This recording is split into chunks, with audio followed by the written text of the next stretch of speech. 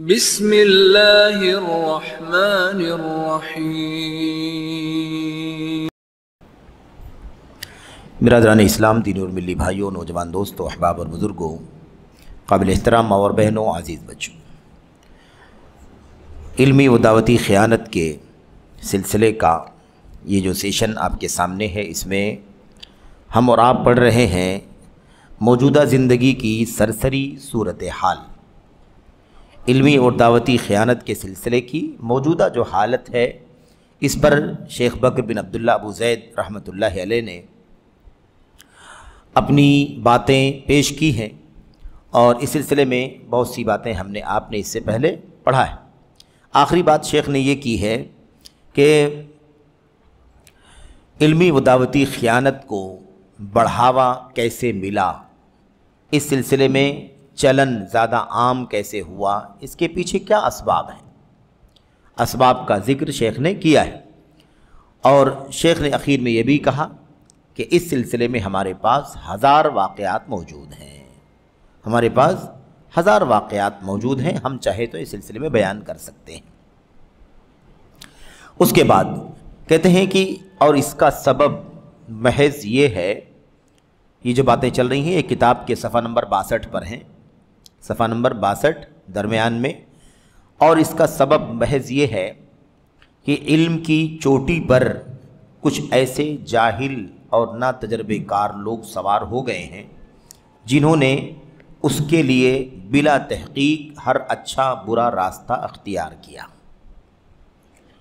علمی خیانت، علمی دعوے داری کیوں زیادہ پھیل رہی ہے، اس بارے میں شیخ کہتے ہیں اس کا سبب محض یہ ہے کہ علم کی چوٹی پر یعنی علم کی بلندی پر کچھ ایسے جاہل اور نا تجربے کار لوگ سوار ہو گئے ہیں جنہوں نے اس کے لیے بلا تحقیق ہر اچھا برا راستہ اختیار کیا۔ تو کوئی تحقیق نہیں ہے، علم نہیں ہے، تجربہ نہیں ہے، بلا تحقیق ہے نا، ہر طرح کا راستہ اختیار کرتے ہیں، اور یہ سمجھ لیا کہ علم بڑی آسانی سے حاصل کیا جا سکتا ہے۔ یہ بہت بڑا مسئلہ ہے، علم بہت آسانی سے حاصل کیا جا سکتا ہے۔ کئی اعتبار سے اس طرح کی باتیں قابل ملاحظہ ہیں اور درست نہیں ہیں۔ آسانی سے علم حاصل نہیں ہوتا ہے۔ ہمارے اسلاف نے بار بار یہ کہا ہے کہ علم دین مشقت چاہتا ہے، محنت چاہتا ہے، جد و جہد چاہتا ہے، مزاولت چاہتا ہے، شب بیداری چاہتا ہے، لمبا عرصہ چاہتا ہے۔ تو یہ علم آسانی سے حاصل نہیں ہو سکتا ہے، اس کے لیے جد و جہد، قربانی، تگودو، محنت، لگن، شوق اور اپنے آپ کو تھکانا، شاگردی اختیار کرنا، ساری چیزیں مطلوب ہیں۔ تو کہتے ہیں کہ سمجھ لیا کہ بڑی آسانی سے حاصل کیا جا سکتا ہے، بڑی آسانی سے حاصل، اسی لیے آپ دیکھ رہے ہیں کہ اتنا بڑا علم، اتنا بڑا بوجھ، علم دین کیا ہے؟ ایک بہت ہی گراں بوجھ ہے۔ اِنَّا سَنُلْقِي عَلَيْكَ قَوْلًا ثَقِيلًا، ہم آپ پر ایک بہت بھاری بات اتارنے والے ہیں۔ امام مالک سے ایک شخص آیا، اور یہ واقعات آئیں گے اقبال سلف میں غالباً۔ امام مالک رحمۃ اللہ علیہ کے پاس ایک شخص بہت دور سے آیا، اور یہ سوچ کر کے آیا کہ امام صاحب بہت بڑے علم والے ہیں، ہم ان کے پاس پہنچ کر کے ان سے مسائل پوچھیں گے۔ اس نے مسئلہ پوچھا، ایک مسئلہ پوچھا، امام صاحب نے کہا لا ادری، نہیں جانتا میں۔ دوسرا مسئلہ پوچھا، کہا نہیں جانتا۔ تو وہ شخص تھوڑا سا جھلایا اور اس نے کہا کہ میں اتنے دور سے آپ کی خدمت میں آیا ہوں، اور آپ اتنے بڑے عالم ہیں، امام ہیں، کیا آپ کہتے ہیں میں نہیں جانتا؟ جس مسئلے کے بارے میں آپ سے پوچھا جاتا آپ کہتے ہیں میں نہیں جانتا۔ کوئی بڑا مسئلہ تھوڑی نہ ہے، چھوٹا سا مسئلہ ہے، معمولی سی بات ہے، آپ کیوں کہتے ہیں کہ میں نہیں جانتا؟ انہوں نے کہا کہ معمولی مسئلہ نہیں ہے، یہ بہت بڑا مسئلہ ہے، تمہیں اس کا احساس نہیں ہے کہ کتنا نازک مسئلہ ہے، مجھے حلال بولنا ہے، حرام بولنا ہے، کتنا مشکل ہے یہ۔ تم یہ کہتے ہو کہ یہ تو معمولی ہے، معمولی نہیں ہے، بہت بڑا ہے۔ اور پھر اس کے بعد اسی آیت کریمہ کی تلاوت کی، فرمایا اللہ تبارک و تعالیٰ اپنے نبی کے بارے میں فرماتا ہے اِنَّا سَنُلْقِي عَلَيْكَ قَوْلًا ثَقِيلًا، ہم عنقریب آپ کے اوپر ایک بہت بھاری بات اتارنے والے ہیں۔ تو یہ علم بہت بھاری ہے، یہ علم کیا ہے؟ بہت بھاری ہے، بہت عظیم ہے، بہت اہم ہے، وزنی ہے، ہلکا نہیں ہے، معمولی نہیں ہے یہ۔ اسے کیسے تم معمولی کہتے ہو؟ جواب دہی بہت بڑی ہے۔ تو اب یہ جو مسئلہ ہے نا کہ بڑی آسانی سے، یہ آسانی کے نام پر ہی یہ سب شارٹ کورس چل رہے ہیں، 2 مہینے کا، 3 مہینے کا، 15 دن کا، 6 مہینے کا، 8 مہینے کا، ہفتے میں 1 دن، 15 دن میں 1 دن، 2 دن، مہینے میں فلاں دن ہے نا، ہفتے میں 2 دن، 2 گھنٹے، 3 گھنٹے، ہفتے میں 3 دن، 3 گھنٹے، اس طرح کے جو چل رہے ہیں نا یہ کورسز، اسی اعتبار سے ہے کہ اتنا کوئی بڑا مسئلہ نہیں ہے کہ اس کو سیکھنے کے لیے 25 سال چلے جائیں، یہ تو گھنٹوں میں سیکھا جا سکتا ہے۔ اور معاف کرنا مجھے، یہاں آپ کے یہاں ڈاکٹر ذاکر نائک صاحب نے بھی جب ادارہ کھولا تھا تو ان کے بھی ارد گرد کچھ ایسے لوگ تھے جو اسی نظریے کے لوگ تھے۔ انہوں نے کہا کہ میں فقہ کا علم سیکھنا چاہتا ہوں، مجھے کم سے کم وقت میں کون سکھا دے گا؟ فقہ سمندر جیسا علم ہے، کون ہے جو مجھے سب سے کم وقت میں سکھا دے گا؟ لوگ کھڑے ہو گئے، ایسے لوگ، بہت آسان ہے، 10 دن میں ہم آپ کو فقہ کا علم سکھا دیں گے۔ کتنے دنوں میں؟ 10 دنوں میں۔ 10 دنوں میں فقہ کی تعریف نہیں ہو سکتی ہے لفظی اصطلاحی، فقہ کا علم سکھا دیں گے۔ تو یہ جو نظریہ ہے نا کہ یہ سمجھ لیا کہ علم بڑی آسانی سے حاصل کیا جا سکتا ہے، شارٹ ٹرم سے یہی نقصان ہوا ہے کہ لوگوں نے اس علم کو ہلکا سمجھ لیا، معمولی سمجھ لیا، اور شارٹ ٹرم سے گزرنے کے بعد پھر وہ اسی مقام پر اپنے آپ کو سمجھنے لگے جس مقام پر 25 سال خرچ کرنے والے علماء، بلکہ ان سے بھی زیادہ، کیونکہ ان کے ساتھ اور بھی وسائل ہیں، شہرت کے، پاپولرٹی کے، پبلسٹی کے، تعارف کے، شہرت کے، اس بنیاد پر وہ اپنے آپ کو کہیں زیادہ اونچا سمجھنے لگے۔ تو یہ بہت بڑا مسئلہ ہے، شیخ رد کر رہے ہیں۔ یہ سمجھ لیا کہ علم بڑی آسانی سے حاصل کیا جا سکتا ہے، جبکہ ابھی اسے چلو بھر بھی حاصل نہ کیا، اتنا بھی حاصل نہیں کیا، چلو کے برابر بھی، اور سمجھتا ہے کہ علم بہت آسانی سے حاصل کیا جا سکتا ہے۔ کیا ضرورت ہے؟ نادان ہے، بیوقوف ہیں، 10 سال، 20 سال، 25 سال لگا دیتے ہیں۔ یہ دیکھو 6 مہینے میں ہم نے سیکھا، ہم نے 8 مہینے میں سیکھا، ہم نے 2 مہینے میں سیکھا، ہم نے 3 مہینے میں سیکھا۔ اس طرح سے لوگ اس علم کے بارے میں کہتے ہیں۔ شیخ کہتے ہیں جبکہ ابھی اسے چلو بھر بھی حاصل نہ کیا، اور فتویٰ دہی، فتویٰ دینا، تصنیف و تالیف اور نشر و تحقیق جیسے علمی مناصب پر ٹوٹ پڑے،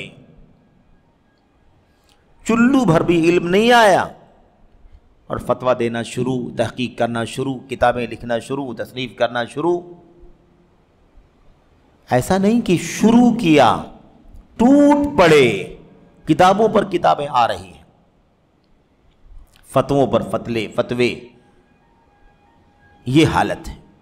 تو شیخ صاف لفظوں میں کہتے ہیں کہ اسے چلو بھر بھی حاصل نہیں کیا، فتویٰ دینا، تصنیف و تالیف اور نشر و تحقیق جیسے علمی مناصب۔ یہ مناصب کیسے ہیں؟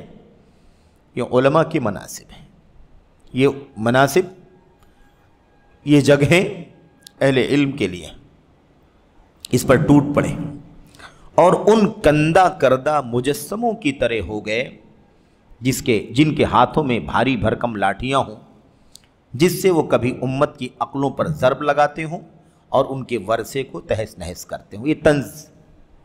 یہ طنز کیا کہ ایسے ہی ہو گئے کندہ کردہ مجسمے، یعنی مجسمے ہوں جن کو کاٹ چھانٹ کر کے بنایا گیا ہو، ان کے ہاتھ میں لاٹھی دے دی گئی ہو، اور لوگ سمجھتے ہوں کہ یہی سب سے بڑا کارنامہ انجام دینے والا ہے۔ سمجھ رہے ہیں؟ تو شیخ کہتے ہیں کہ کبھی امت کی عقلوں پر ضرب لگاتے ہوں اور ان کے ورثے کو تہس نہس کرتے ہوں. ان کا ورثہ علم، اہل علم کا ورثہ کیا ہے؟ میراث علم، اس کو تہس نہس کرتے ہوں. امت کے صاف ستھرے دین اور علم کو مقدر اور گدلا کرتے ہوں، یعنی اسے میلا کچیلا کرتے ہوں، مقدر کرتے ہوں. ان کا حساب اللہ کے سپرد ہے. شیخ کہتے ہیں ایسے لوگوں کا حساب اللہ تعالیٰ ہی لے گا. ظلم کیا اللہ تبارک و تعالیٰ کے دین پر، اس کے علم پر. نااہل ہیں، چلو برابر بھی علم نہیں ہے، اور اپنے آپ کو امت کا فقیہ، امت کا محدث، مفتی اور امت کا بڑا سے بڑا مصنف اور باحث سمجھتے، مؤلف سمجھتے، تحقیق اور نشر کا حقدار سمجھتے ہیں اپنے آپ کو. اللہ تبارک و تعالیٰ ہی کے سپرد ہے ایسے لوگوں کا معاملہ. جبکہ علم اور دین دونوں جڑواں ہیں.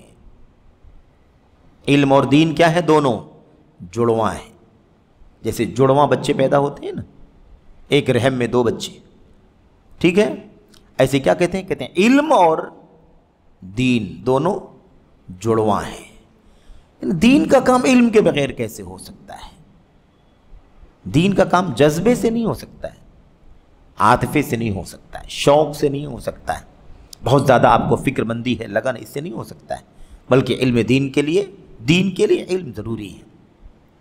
دونوں جڑواں ہیں، کبھی جدا نہیں ہو سکتے، کبھی جدا نہیں ہو سکتے، سوائے اس کی سوچ کے مطابق جو ان دونوں سے بے دخل ہو چکا ہو. جس کے پاس نہ دین ہو نہ علم ہو، وہ تو سوچ سکتا ہے کہ علم کے بغیر بھی دین کا کام کر سکتے ہیں، ورنہ علم اور دین دونوں جڑواں ہیں، دونوں الگ نہیں ہو سکتے. جو آدمی علم سے بھی کورا ہو، علم دین سے بھی کورا ہو، نہ اس کو دین کی پرواہ ہو نہ اس کے پاس علم ہو، تو ایسا ہی آدمی سوچ سکتا ہے کہ علم کی ضرورت نہیں ہے دین کا کام کرنے. کتنے سارے جوہلا گھوم رہے ہیں، نو عمر، احداث، کتنے ایسے گھوم رہے ہیں جو باقاعدہ چلا رہے ہیں، شور مچا رہے ہیں کہ دین کا کام کرنے کے لیے علم کی کوئی ضرورت نہیں ہے. نادانی کی تو آخری حد یہ ہے کہ علم سے دور ہیں، علماء سے دور ہیں. یہ موبائل ویڈیو بنا بنا کر کے علماء عوام میں عام کر رہے ہیں کہ علم کا کام دین کا کام کرنے کے لیے علم کی ضرورت نہیں ہے، دعوت کا کام کرنے کے لیے علم کی ضرورت نہیں ہے. محرومی ہے حقیقت میں کہ آدمی اتنی سطحیت پر، اتنی گراوٹ پر آ گیا ہو.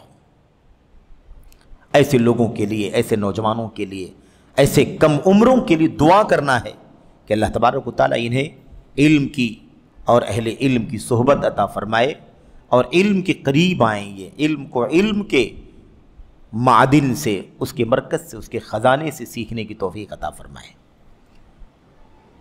اس کے بعد عبداللہ بن عمرو بن عاص رضی اللہ تعالیٰ عنہما کی حدیث میں جو بات آئی ہے، ہم لوگ بار بار پڑھتے ہیں، اس کا تذکرہ شیخ نے یہاں پر کیا ہے. عبداللہ بن عمرو بن عاص رضی اللہ عنہما کی حدیث میں نبی کریم صلی اللہ علیہ وسلم سے مروی ہے کہ آپ نے ارشاد فرمایا، ان اللہ لا يقبض العلم انتزاعا ينتزعه من العباد ولكن يقبض العلم بقبض العلماء حتى اذا لم يبق عالما اتخذ الناس رؤوسا جهالا فسئلوا فافتوا بغیر علم فضلوا واضلوا. اللہ تبارک و تعالی یقیناً علم کو بندوں سے کھینچ کر نہیں اٹھا لے گا. اللہ تعالیٰ علم کو نہیں اٹھا لے گا، بندوں کے دلوں سے کھینچ کر، یعنی دلوں کے اندر علم ہے، قرآن ہے، سنت ہے، عقیدہ ہے، توحید ہے، سنت ہے، سیرت ہے وغیرہ، سینہ دل علم سے بھرا ہوا ہے. اللہ تعالیٰ علم اٹھانے کے لیے ان سینوں میں، دلوں میں بھرے ہوئے علم کو کھینچ کر کے نہیں اٹھا لے گا کہ یہ سینہ علم سے بھرا ہوا ہے، اللہ تعالیٰ کھینچ لے بغیر علم کے ہو جائے، وہ سینہ، وہ دل جو علم سے بھرا ہوا تھا وہ خالی ہو جائے. ایسا نہیں ہوگا. ولیکن یقبض العلم بقبض العلماء، بلکہ اللہ تبارک و تعالیٰ علم اٹھائے گا علماء کو اٹھا کر، علماء کو اٹھا کر علم اٹھائے گا. حتی اذا لم یبق عالما، یہاں تک کہ علماء کو اٹھاتے اٹھاتے اٹھاتے اٹھاتے موت دیتے دیتے جب اللہ تبارک و تعالیٰ کسی عالم کو باقی نہ چھوڑے گا، کسی عالم کو باقی نہ چھوڑے گا، یعنی کوئی عالم باقی نہیں بچے گا، اتخذ الناس رؤوسا جہالا، تب لوگ جاہلوں کو سردار بنا لیں گے، یا لوگ جاہل سرداروں کو اپنا لیں گے۔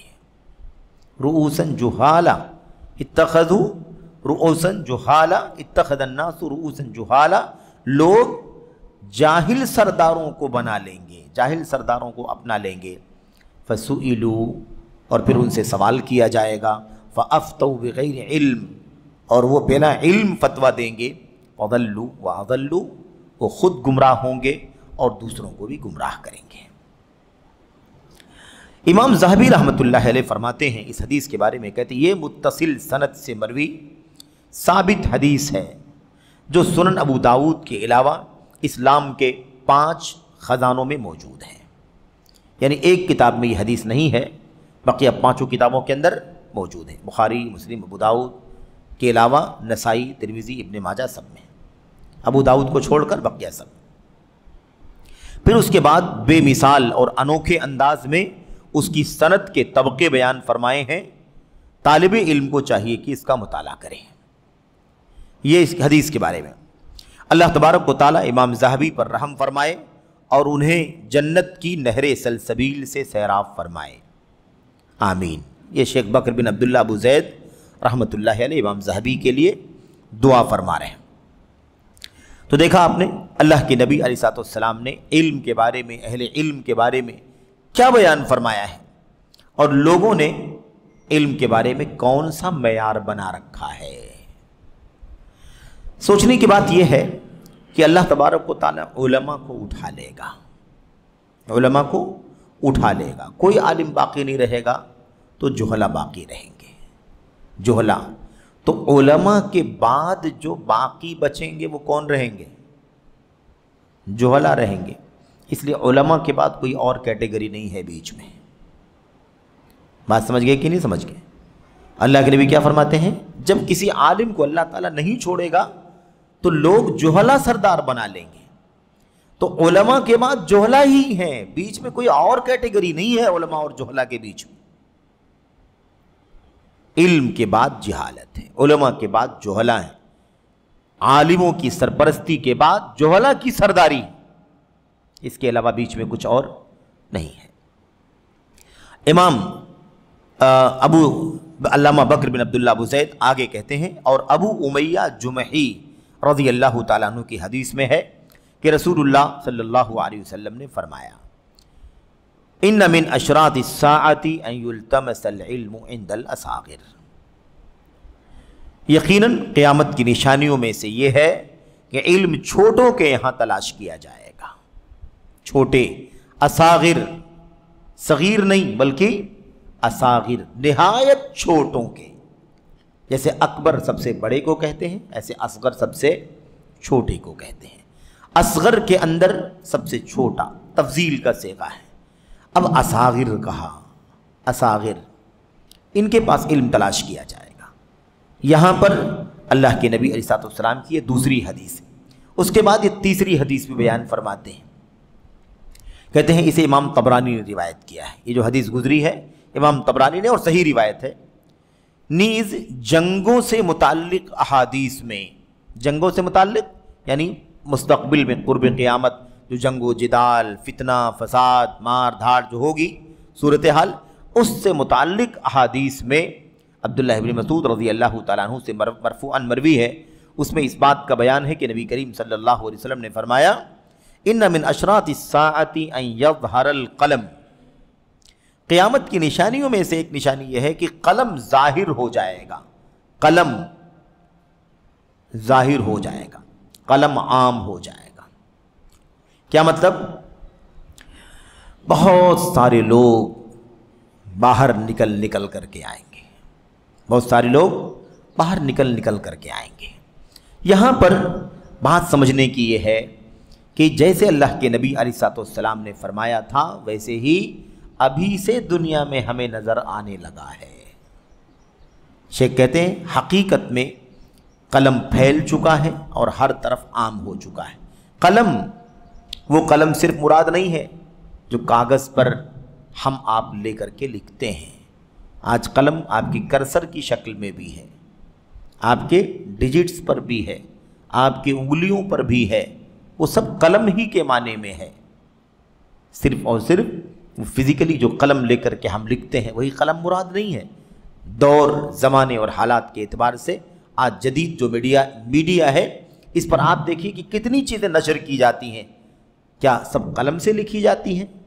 قلم سے نہیں لکھی جاتی. آج ڈیجیٹل لکھائی چل رہی ہے، ڈیجیٹل پڑھی جانے والی چیزیں ہیں، ڈیجیٹل لکھی جانے والی چیزیں. بلکہ آج تو قلم کی ضرورت نہیں ہے، آج ہم بولتے بھی ہیں تو لکھا جاتا ہے، بول کر کے بھی لکھا جا سکتا ہے آسانی کے ساتھ، جیسا کہ دھیرے دھیرے وسائل بہت زیادہ عام ہو رہے ہیں.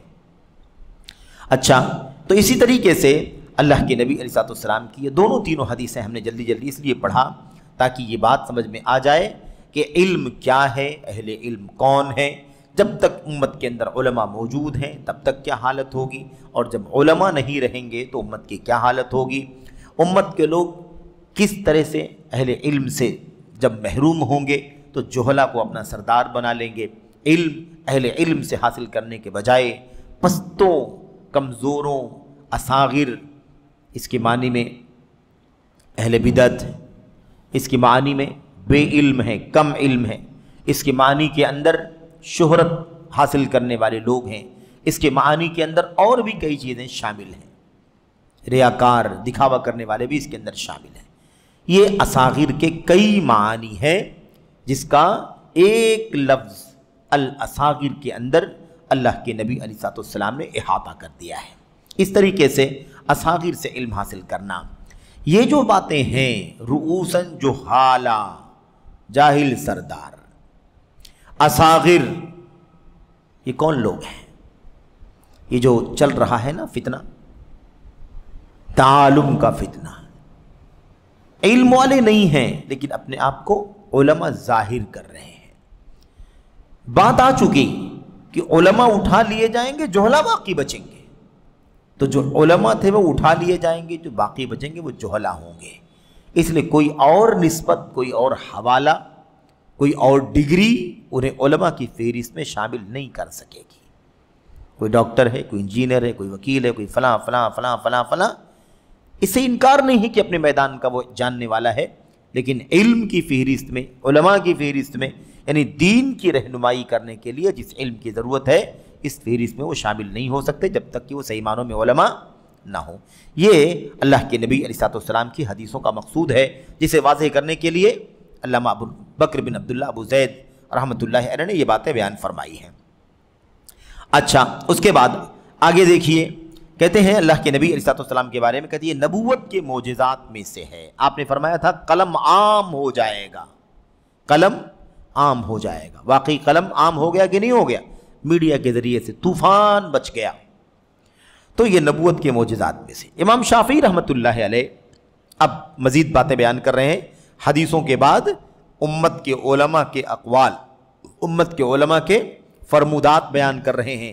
بکر بن عبداللہ ابو زید رحمۃ اللہ علیہ، اس میں یہ ثابت ہوگا کہ اگر نا تجربے کار، نو عمر لڑکا، نو عمر بچہ، یا نہ تجربے کار آدمی جس کے پاس علم نہ ہو، علم کا تجربہ نہ ہو، اگر یہ آدمی آگے آئے گا، سرداری کرے گا، آگے آئے گا، آگے بڑھے گا، براجمان ہوگا، اپنے آپ کو ریز کرے گا، تو انجام کیا ہوگا؟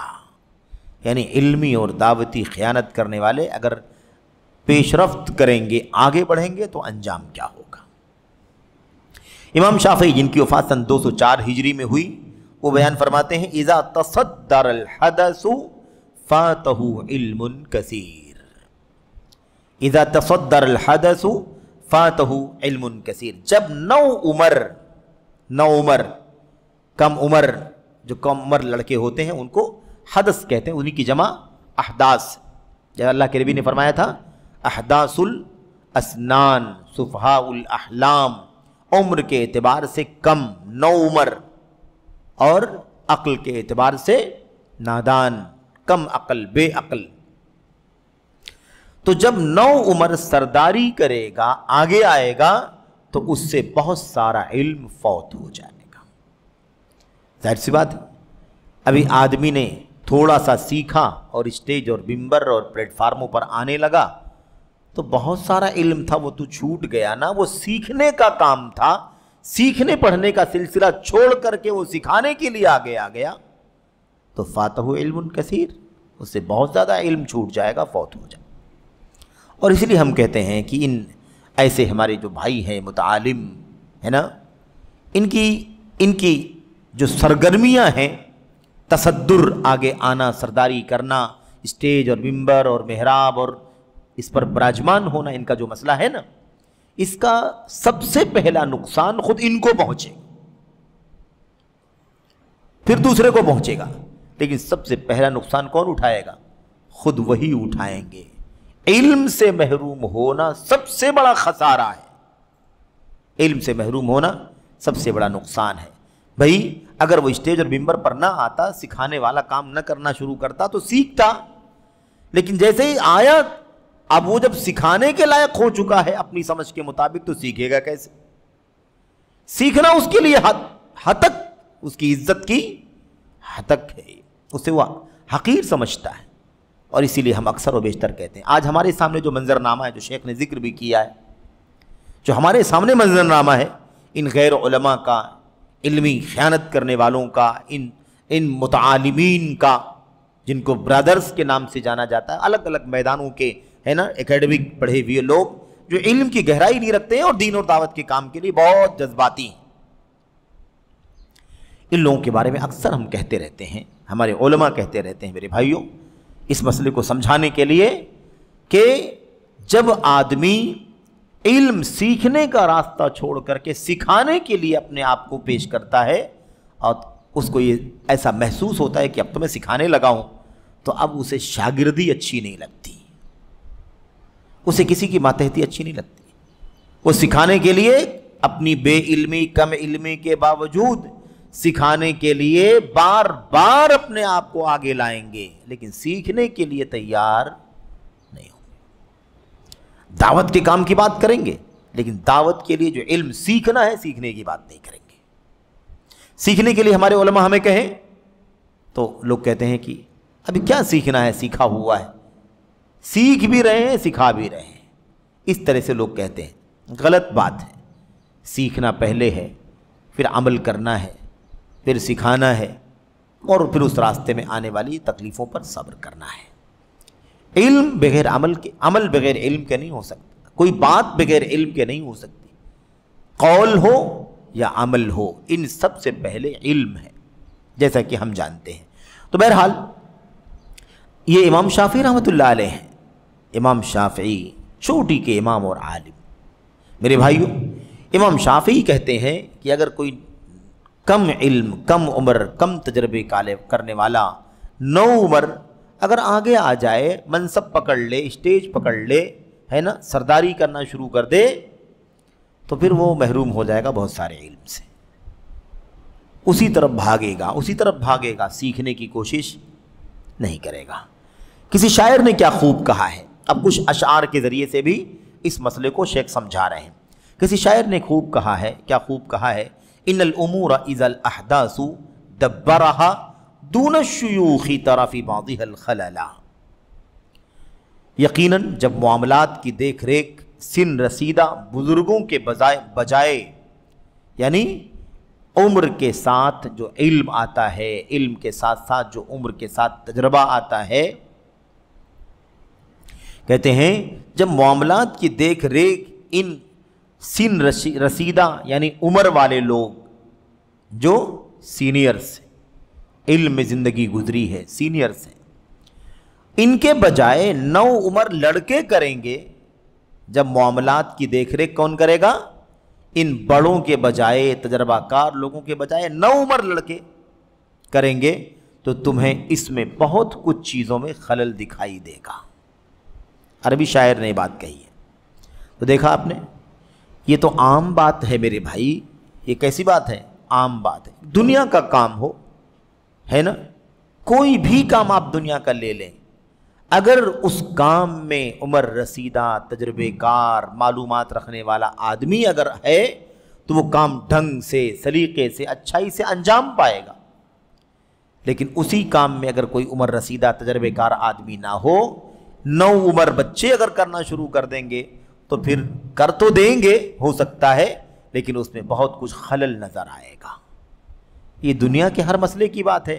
تو علم کا معاملہ، دعوت کا معاملہ، تعلیم و تربیت کا معاملہ، فقہ و فتاویٰ کا معاملہ کتنا نازک ہے، تصنیف کا، تالیف کا، تحقیق کا کتنا مسئلہ ہے، اس کے لیے کتنا علم کا تجربہ ہونا چاہیے، علم میں عمر گزرنی چاہیے۔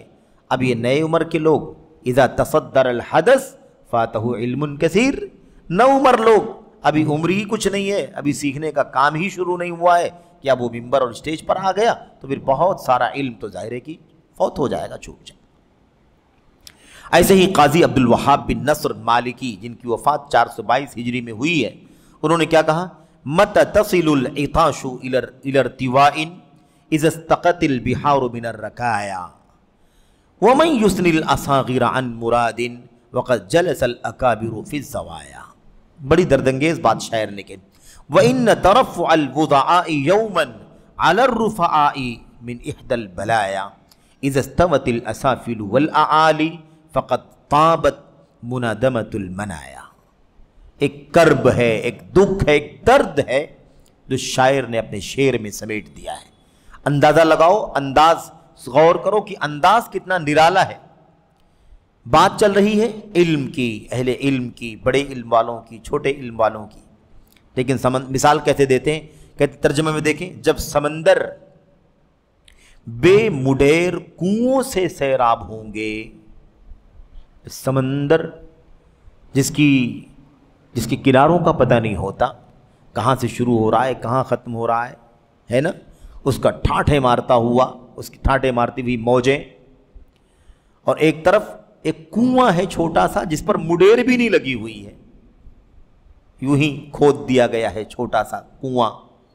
کہتے ہیں جب سمندر بے مڈیر کنووں سے سیراب ہوں گے، سمندر یہاں سے پینے آ جائے تو پیاسے کب آسودہ ہوں گے؟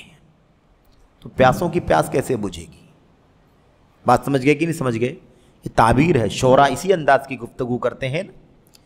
اس کے بعد اور جب اکابر بڑے علماء گوشہ نشین ہو جائیں گے، بڑے بڑے علماء اندر بیٹھ جائیں گے، ان کے دروس نہیں، ان کے خطبات نہیں، ان کی تحریریں نہیں، ان کی تقریریں نہیں، ان کی رہنمائیاں نہیں، گوشہ نشینی، اندر جا کر کے بیٹھ جائیں۔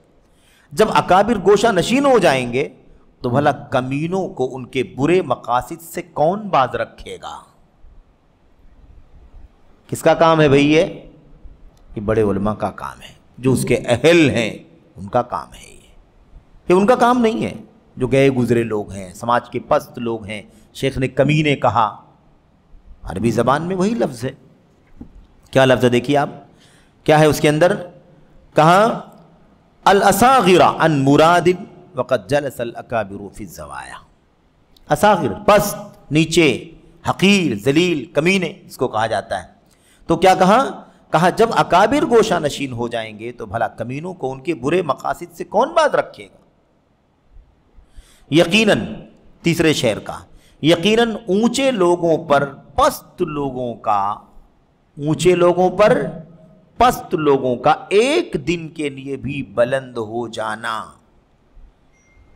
نیچے والوں کا اونچے والوں سے اوپر ایک دن کے لیے بھی چلے جانا ایک بہت بڑی مصیبت ہے۔ یہ مصیبت ہے کہ پست لوگ بلند لوگوں کے اوپر چلے جائیں، جہلا علماء سے اوپر چلے جائیں، نااہل اہلوں سے اوپر چلے جائیں، یہ بہت بڑی مصیبت ہے۔ کہتے ہیں جب پست اور بلند لوگ برابر ہو جائیں تو سمجھ لو مر جانا ہی بہتر ہے۔ جب چھوٹے بڑوں میں کوئی فرق ہی نہیں ہے، جب پست اور بلند میں کوئی فرق ہی نہیں ہے، سب ایک درجے میں کر لیے جائیں تو پھر سمجھ لو کہ موت ہی بہتر ہے۔ اس شاعر کہتا ہے، شاعر نے اپنے شعر میں کس طرح سے اس موضوع کو شامل کر دیا ہے۔ بھئی یہ ساری باتیں آپ دیکھیے، آج برادروں کی مذمت آج نہیں ہو رہی ہے، آج ہی نہیں ہو رہی کہ کوئی کہے کہ بھئی آپ لوگ یہ کیا نیا فتنہ لے آئے ہیں؟ خود جو فتنہ ہے وہ اس اصلاح کو فتنہ کہتے ہیں. یہ خود اس بات کی دلیل ہے کہ انہیں فتنوں کا علم نہیں ہے. امام شافعی کب کے ہیں؟ 204 میں وفات ہو گئی ہے. وہ کہتے ہیں جب نئے لوگ آگے آ جائیں گے، نو عمر لوگ آگے آ جائیں گے، سرداری کرنے لگیں گے، اسٹیج ممبر پکڑ لیں گے، مناصب پر فائز ہو جائیں گے، تو بہت سارا علم ایسے ہی ضائع ہو جائے گا. اس کو بہت سارا علم فوت ہو جائے گا، چھوٹ جائے گا، اسے ملے گا ہی. امام شافعی ہیں، 204 میں وفات ہو گئی، دوسری صدی ہجری کے عالم ہیں، ہے کہ نہیں؟ یہ شاعر جن کی بات چل رہی ہے یہ قاضی عبد الوہاب نصر مالکی 422 میں وفات پا گئے، 5ویں صدی ہجری کے شروع کے عالم ہیں. آج ہم لوگ 15ویں صدی کے زندگی گزار رہے ہیں ہجری. اس کے بعد امام ابن عبد البر. اب امام ابن عبد البر، امام یہ جو آپ اقوال پڑھ رہے ہیں دیکھ رہے ہیں، علامہ بکر بن عبداللہ ابو زید رحمۃ اللہ علیہ جو باتیں پیش کر رہے ہیں ان باتوں کی دلیلیں پیش کر رہے ہیں. ان کی باتوں کی دلیلیں علماء کے اقوال، حدیثیں، اور اس کے بعد ہے نا اماموں کے اقوال، اشعار، قاضی ہے نا جو بڑے بڑے علماء گزرے ہیں، قاضی جج رہے ہیں، ایسے لوگوں کی باتیں پیش کر رہے ہیں تاکہ یہ بات ایک دم دلیلوں سے کلیئر ہو جائے جو بتانا چاہتے ہیں. امام ابن عبد البر کی بات یہاں نقل کی. امام ابن عبد البر رحمہ اللہ نے اپنی کتاب جامع بیان العلم و فضلہ، یہ کتاب میرے عزیزو دنیا کی ایک بہت نادر کتاب ہے. امام عبد البر کی کتاب جامع بیان العلم و فضلہ دنیا کی نادر کتابوں میں سے ایک کتاب ہے. اس کو پڑھنے کی ضرورت ہے. اس کتاب جامع بیان العلم و فضلہ میں ایک باب قائم کیا ہے، ایک چیپٹر قائم کیا. کیا ہے وہ؟ باب حال العلم اذا کان عند الفساق والاراذل. چیپٹر تو دیکھو، اس کا مضمون بعد میں پڑھنا، مضمون بعد میں پڑھنا. فرماتے ہیں علم کی حالت کا بیان جب وہ فاسقوں اور گھٹیا لوگوں کے پاس ہو. فاسقوں کے پاس یا پست قسم کے لوگوں کے پاس اگر علم ہوتا ہے تو علم کی کیا حالت ہوتی ہے، کیا درگت ہوتی ہے. اس باب میں کیا ہے؟ اور اپنی سند سے انس بن مالک، ابو امیہ جمحی اور ابن عباس رضی اللہ عنہم کے واسطے سے نبی کریم صلی اللہ علیہ وسلم کی مرفوع حدیث نقل فرمائی ہے. وہ حدیث کون سی ہے؟ وہی ان من اشراط الساعۃ ان یلتمس العلم عند الاصاغر، یہ حدیث نقل فرمائی ہے. پھر آگے فرمایا ہے قال نعیم، آگے اس حدیث کو ذکر کرنے کے بعد لکھتے ہیں، کہتے ہیں قال نعیم قیل لابن المبارک من الاصاغر قال الذين يقولون برأيهم فأما صغير يروي عن كبير فليس بصغير. نعیم فرماتے ہیں، کیا لکھتے ہیں ابن عبد البر؟ نعیم فرماتے ہیں امام عبداللہ ابن مبارک سے پوچھا گیا اصاغر چھوٹوں سے کون مراد ہے. اللہ کے نبی نے فرمایا نا کہ اصاغر سے علم تلاش کیا جائے گا، اصاغر سے کون لوگ مراد ہیں؟ تو ابن مبارک رحمۃ اللہ علیہ نے فرمایا جو اپنی عقل اور رائے سے بولتے ہیں، کتاب و سنت کی دلیل نہیں، لاجک، دانشوری، عقل.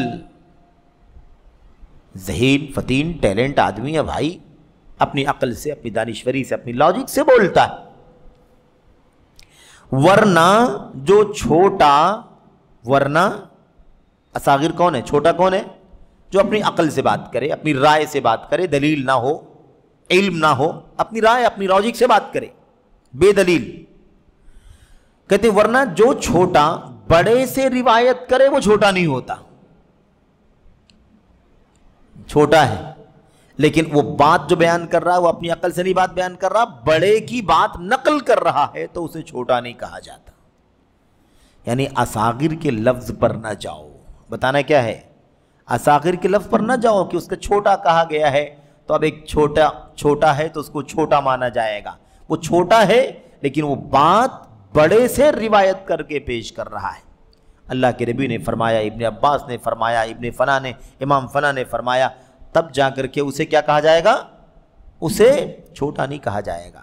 چھوٹا ضرور ہے لیکن وہ اپنی عقل سے بات نہیں کر رہا ہے، کچی عقل نہیں پیش کر رہا ہے، اپنی نادانی پیش نہیں کر رہا ہے، بلکہ وہ بڑوں کی روایت نقل کر رہا ہے۔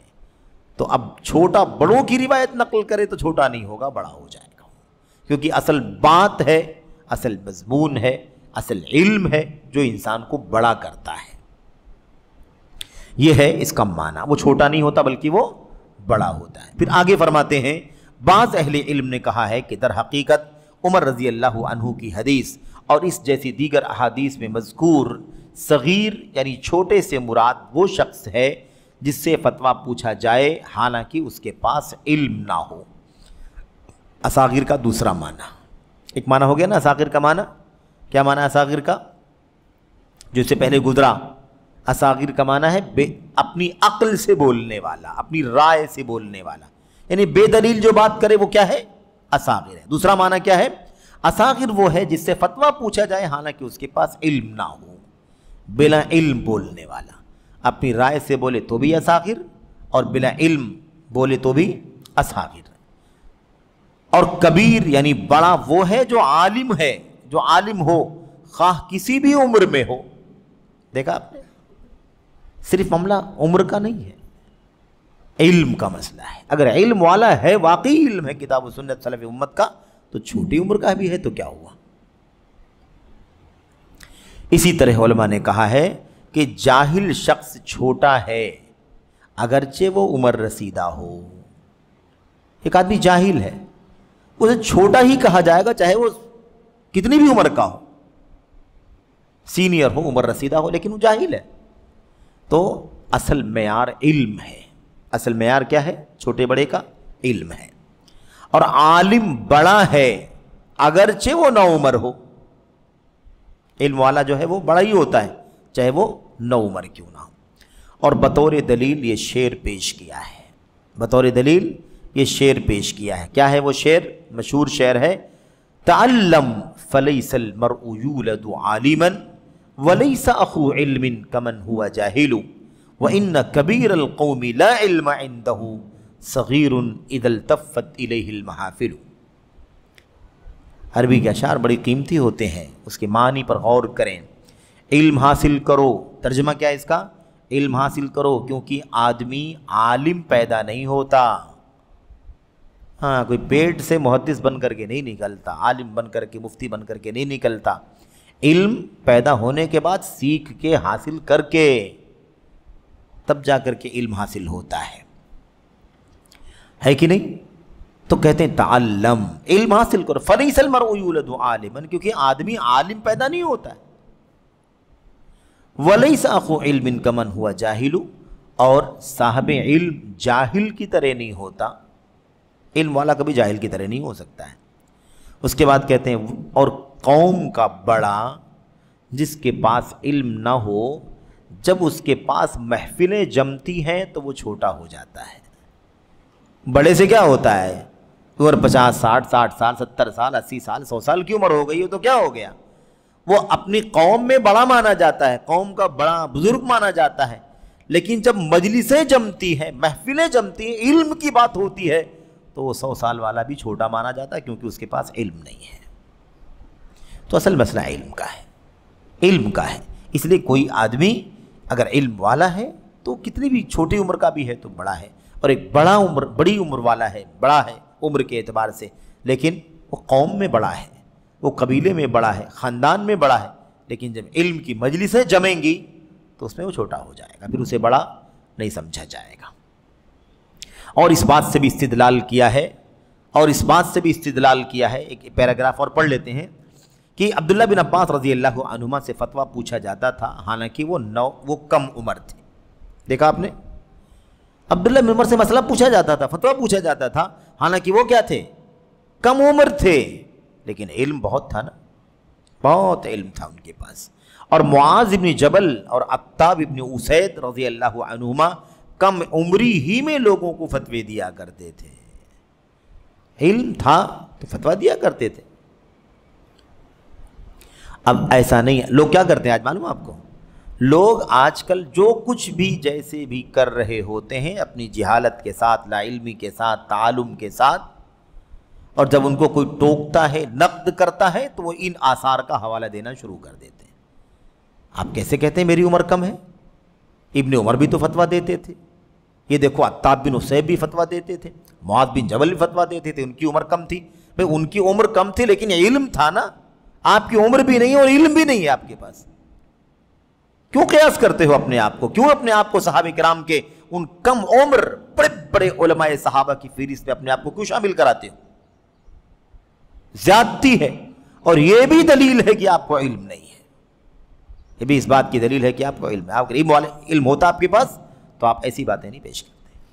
یہ دلیل ہے کہ آدمی جہالت کے باوجود اپنے آپ کو پروف کرنے کے لیے علماء صحابہ کی فہرست میں اپنے آپ کو شامل کرانا چاہتا ہے، یہ خطرناک ہے۔ اور ان کی کم عمری کے باوجود رسول اللہ صلی اللہ علیہ وسلم نے انہیں بڑی بڑی ذمہ داریاں تفویض فرمائی تھیں۔ تو اللہ کے نبی نے اگر کسی کو ذمہ داری دی تھی تو کیا صرف کم عمری ہی دیکھ کر کے دے دیا تھا، یا کم عمری کے باوجود وہ علم کے اونچے مقام پر تھے اس لیے ذمہ داری دے دیا تھا؟ اب معاملہ کلیئر ہوگا کہ نہیں ہو گیا؟ کیونکہ عام لوگوں کا مسئلہ نہیں، نبی علیہ الصلوۃ والسلام ذمہ داریاں دے رہے ہیں تو آپ تو کوئی کام بغیر وحی کے نہیں کرتے، اس کا مطلب وہ علم کے اس مقام پر تھے کہ وہ ذمہ داری کی اہلیت سنبھالنے کی لیاقت صلاحیت رکھیں، اس لیے وہ منصب دیا گیا انہیں۔ کہتے ہیں علماء میں اس قسم کی مثالیں بکثرت ہیں، علماء میں اس قسم کی مثالیں بکثرت ہیں۔ اور اس بات کا بھی احتمال ہے، اس بات کا بھی احتمال، یعنی وہی اصاغر کا معنی ہی بتلا رہے ہیں کہ ایک معنی یہ بھی ہو سکتا ہے، اس بات کا بھی احتمال ہے کہ ابن المعتز کے قول کے مطابق حدیث کا معنی یہ ہو کہ نوجوان عالم کو حقیر سمجھا جاتا ہے اور جوان جاہل کو معذور سمجھا جاتا ہے۔ دیکھا آپ نے، نوجوان عالم کو حقیر سمجھا جاتا ہے اور جوان جاہل کو معذور سمجھا جاتا ہے۔ اللہ ہی جانتا ہے اس سے کیا مراد ہے، یعنی اس حدیث سے بہت سارے معنی ثابت ہوتے ہیں، یہ معنی بھی ہو سکتا ہے، یہ معنی بھی ہو سکتا ہے، یہ معنی بھی ہو سکتا ہے۔ تو ہمارے سامنے دو اہم معنی بیان کیے گئے ہیں۔ ایک معنی ہو گیا اصاغر وہ ہیں جو اپنی رائے سے، اپنی لاجک سے، اپنی دانشوری سے دین میں کوئی بات کریں۔ دوسرا وہ اصاغر ہیں جن سے مسئلے پوچھے جائیں، فتوے پوچھے جائیں اور وہ علم کے بغیر فتویٰ دیں۔ ایک معنی یہاں پر ابھی ذکر نہیں کیا گیا، ہو سکتا ہے وہ معنی آگے آئے، وہ معنی ہے اصاغر سے مراد اہل بدعت ہیں، اصاغر سے مراد اہل بدعت ہیں، جو بدعتی ہے وہ حقیر ہے اللہ تبارک و تعالیٰ نے، ذلیل۔ تو کہتے ہیں، اور دیگر کچھ علماء نے کہا ہے کہ اس بارے میں عمر اور ابن مسعود رضی اللہ تعالیٰ عنہما کی حدیث کا معنی یہ ہے کہ اگر علم صحابہ کرام کی جانب سے نہ ہو، یعنی کیا مطلب؟ صحابہ کرام کی جانب سے علم نہ ہو، یعنی کوئی بھی آدمی بات کرے دین کی اور جو بات کہے وہ بات صحابہ کرام کے ذریعے سے نہ آئی ہو بلکہ وہ اپنی بات کرتا ہو، کسی اور کی بات کرتا ہو، تو وہ بھی اصاغر میں ہے۔ بات سمجھ میں آ گئی؟ صحابہ کرام کی طرف سے معنی یہ ہے کہ اگر علم صحابہ کرام کی جانب سے نہ ہو تو بولنے والا اصاغر میں سے ہے۔ اگر صحابہ کرام کے واسطے سے بات کرتا ہو، ابن مسعود نے، ابن عباس نے، معاذ بن جبل نے، علی نے، ام عائشہ نے، فاطمہ نے، تو وہ علم ایسے ان کے حوالے سے بولنے والا آدمی اصاغر نہیں ہوگا۔ لیکن اگر صحابہ کرام کے واسطے سے علم نہیں آیا ہے، اس کی اپنی رائے ہے یا کسی اور فلاں اعلیٰ کی بات کرتا ہے تو وہ اصاغر میں سے ہے۔ تو کہتے ہیں جیسا کہ ابن مسعود رضی اللہ تعالی عنہما کی حدیث میں آیا ہے، نہ کتاب و سنت اور اجماع امت میں اس کی کوئی اصل ہو، یعنی کیا مطلب؟ صحابہ کرام کی طرف سے بولے ہے نا تو ٹھیک ہے، لیکن صحابہ کرام کی طرف سے نہ بولے، نہ وہ اجماع میں کوئی، نہ اس طرح کی بات کا کوئی اجماع ہو، تو اس صورت میں وہ کیا مانا جائے گا؟ اصاغر مانا جائے گا۔ اگر کوئی اجماعی مسئلہ نقل کر رہا ہو تو بھی ٹھیک ہے، لیکن ایسا مسئلہ بیان کر رہا ہے جس پر اجماع بھی نہیں ہے، نہ وہ صحابہ کی طرف سے آیا مسئلہ ہے اور نہ وہ اجماع ہے، ایسی صورت میں ایسی بات بولنے والا اصاغر میں شامل ہوگا۔ کہاں سے بات بیان کر رہا ہے؟ نہ صحابہ نے بیان کیا، نہ امت کے علماء کا اجماع ہے، تو تم نے کہاں سے اس کو اپنے نام سے بیان کر دیا؟ خود بیان کر دیا۔ تو کہتے ہیں نا کتاب و سنت اور اجماع میں اس کی کوئی اصل ہو تو وہ ایسا علم ہے جس سے آدمی ہلاک ہو جائے گا. ظاہر سی بات ہے، یہ تو نفس پرستی کا علم ہے نا، منمانی ہے، آدمی ہلاک ہو جائے گا. اور اسے حاصل کرنے والا شخص امام یا امین یا پسندیدہ نہیں ہو سکے گا. امام بڑا پیشوا عالم جو سب کا مرکز ہو، سب کا مرجع ہو، وہ امام ہے. دوسرا لفظ کیا استعمال کیا؟ امین. ابن مسعود نے بھی فرمایا تھا نا کہ علم جب تک امت کے لوگ امین لوگوں سے حاصل کرتے رہیں، امانت دار لوگوں سے، تو وہ امین بھی نہیں مانا جائے گا. نمبر 3 کیا کہا؟ پسندیدہ. خیر کیا کہا تھا؟ من خیارہم، اپنے اچھے پسندیدہ لوگوں سے علم. پسندیدہ اپنی منمانی پسندیدہ نہیں، علم اور منہج اور سنت کے اعتبار سے وہ پسندیدہ ہو، اور اپنے اخلاق، کردار، عمل، سلوک کے اعتبار سے نیک ہو. تو ایسے شخص سے ہی علم حاصل کرنا رہے گا، اور ایسے شخص سے جب تک علم حاصل کیا جائے گا تب تک امت بھلائی میں رہے گی. اور ایسا نہیں ہوگا تو ایسی صورت میں امت میں بھلائی باقی نہیں رہے گی، ہلاکت آ جائے گی. ہلاکت. یہ ابن مسعود رضی اللہ تعالیٰ عنہ کا جو قول ہے نا، لا یزال الناس بخیر ما اخذوا العلم عن اصاغرهم ما اخذوا العلم عن اکابرهم وعن خیارهم وعن امنائهم. اس امت کے لوگ اس وقت تک بھلائی میں رہیں گے جب تک اپنے اچھے لوگوں سے، اپنے امانت دار لوگوں سے اور اپنے سب سے بڑے علماء سے علم حاصل کریں گے، تب تک خیر میں رہیں گے، بھلائی میں رہیں گے. فَإِذَا أَخَذُوهُ عَنْ صِغَارِهِمْ وَشِرَارِهِمْ هَلَكُوا. اور جب اپنے برے لوگوں سے اور اپنے چھوٹوں سے، یعنی عقل سے بات کرنے والے، بلا علم فتویٰ دینے والے، بدعتی قسم کے لوگ جو ہوں، ایسے لوگوں سے علم حاصل کریں گے، ہلاکو، ہلاک ہو جائیں گے. اسی بات کو یہاں پر بیان کیا گیا ہے. کہتے ہیں ابو عبید رحمہ اللہ کا میلان اسی معنی کی جانب ہے. یعنی اصاغر کا جو لفظ اللہ کے نبی نے استعمال کیا نا، قیامت کی نشانیوں میں سے ہے کہ علم اصاغر سے تلاش کیا جائے گا. تو ابو عبید جو ہے نا القاسم بن سلام، ان کا رجحان یہ ہے کہ اللہ کے نبی کی حدیث میں اصاغر سے یہی معنی مراد ہے.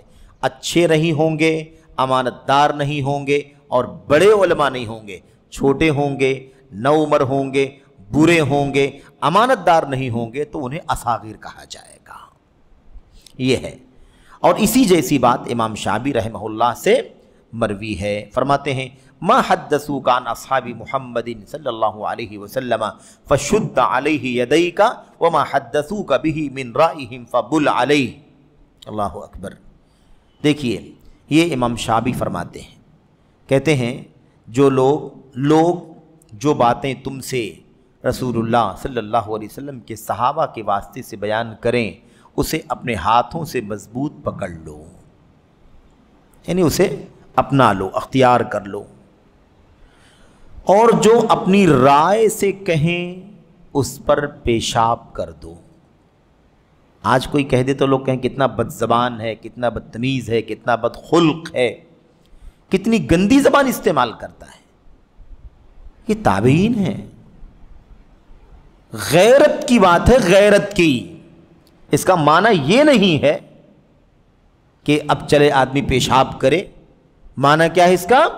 اس کا معنی اس کی حقارت بیان کرنا ہے، اس کی مذمت بیان کرنا ہے. جیسے کسی گندی جگہ پر جا کر کے آدمی پیشاب کر دیتا ہے، ایسے ہی اس کو حقیر سمجھو، اس کی کوئی قیمت نہیں ہے. اس کی بات کی دین میں کیا حیثیت ہے بھائی؟ اللہ کے نبی علیہ السلام نے فرمایا، نبی کے صحابہ نے آپ سے علم حاصل کیا، اب نبی کے صحابہ کے حوالے سے کوئی بات آئے تو گلے لگا لو اسے، اور کوئی ان کے فلاں علاں کے حوالے سے بات کرے تو پیشاب کر دو. یعنی کیا مطلب؟ کوئی قیمت نہیں ہے اس کی حقارت. یہ ہے. بہرحال تو اس سلسلے میں اور مزید جو باتیں ہیں آگے، وہ چونکہ لمبی بحث ہے، ہم اس میں داخل ہوں گے تو وقت بہت زیادہ ہوگا. انشاءاللہ تبارک و تعالی یہاں سے یہ بات ابھی سلسلہ اس کا چل رہا ہے. اصاغر کا معنی بتانے کے بعد اب سلف صالحین کے کچھ اقوال کہ وہ اس سلسلے میں کتنا زیادہ حساس تھے، فکر مند تھے، اور ادھر ادھر کی کوئی بات اگر کہے تو اس کو کوئی حیثیت نہیں سمجھتے تھے، اس کا کوئی وزن نہیں سمجھتے تھے، بلکہ اسے حقیر اور کمتر سمجھتے تھے اس بات کو. تو ہمارے اسلاف کے اقوال انشاءاللہ تبارک و تعالی ہمیں بڑی رہنمائی کریں گے۔ اس میں یہ چند باتیں آپ کے سامنے آ چکی ہیں اور بقیہ باتیں آگے آنے والی ہیں۔ اللہ سے دعا کرتے ہیں کہ اللہ عز و جل ہمیں اس مسئلے کو اچھی طرح سے سمجھنے کی توفیق عطا فرمائے، اور جو فتنہ چل رہا ہے یہ تعلم کا، علم دعوے داری کا، یا ایسے بھی کہہ سکتے ہیں اپنے آپ کو علماء ظاہر کرنے کا، اور اس سلسلے میں کس قدر ایمان، عقیدے، عمل، سلوک کے انحرافات اور گمراہیاں پائی جا رہی ہیں، اللہ تبارک و تعالیٰ اس کی سنگینی اور خطرناکی سے بھی امت کو واقف ہونے کی توفیق عطا فرمائے۔ آمین یا رب العالمین۔ وصلی اللہ وسلم وبارک علی نبینا محمد وعلی آلہ وصحبہ اجمعین۔ السلام علیکم ورحمۃ اللہ وبرکاتہ۔